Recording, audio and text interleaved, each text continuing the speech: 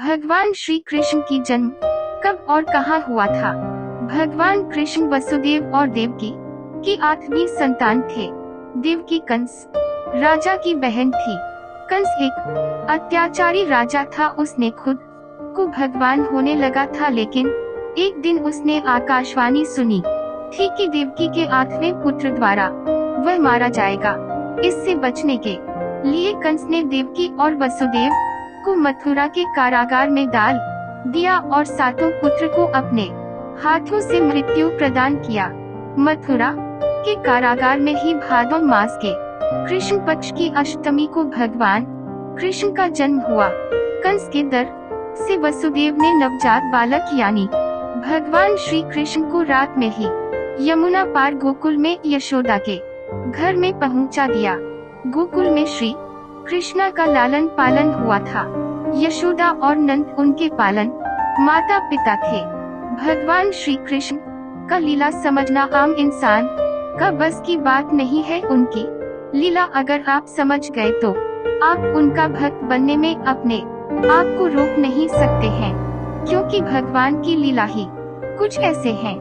बचपन में भगवान श्री कृष्ण को माखन चोर करके लोग पुकारते थे। भगवान श्री कृष्णा अपने साथियों को लेकर इधर उधर माखन चुराकर खुद खाते थे, दूसरे को भी खिलाते थे और उन्हें ऐसे क्रिया करने में बड़ी आनंद मिलता है। गांव के बुजुर्ग भी इनकी हरकत देखकर बड़े खुश हो जाते थे, क्योंकि सभी को पता है श्री कृष्णा कोई और नहीं भगवान विष्णु का ही अवतार है, क्योंकि भगवान विष्णु ही तो संसार का पालनहार है। जब भगवान विष्णु का इस क्रिया को लोग देखते थे तो और खुश हो जाते थे। बाल्यावस्था में ही भगवान श्री कृष्ण ने बड़े बड़े कार्य किए जो किसी सामान्य मनुष्य के लिए संभव नहीं थे। भगवान श्री कृष्ण ने नामुमकिन काम भी मुमकिन कर दिखाया है, जो कि चमत्कार से कम नहीं। अपने जन्म के कुछ समय बाद ही कंस द्वारा भेजी गई राक्षसी पूतना का वध किया था।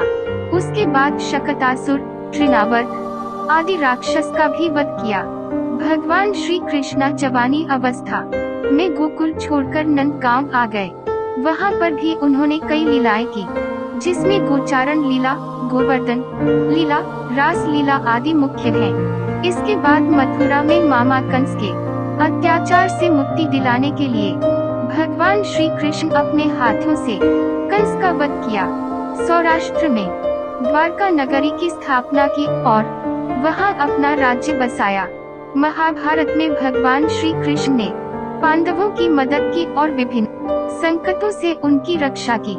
महाभारत के युद्ध में उन्होंने अर्जुन के सारथी की भूमिका निभाई और रणक्षेत्र में ही उन्हें उपदेश दिया।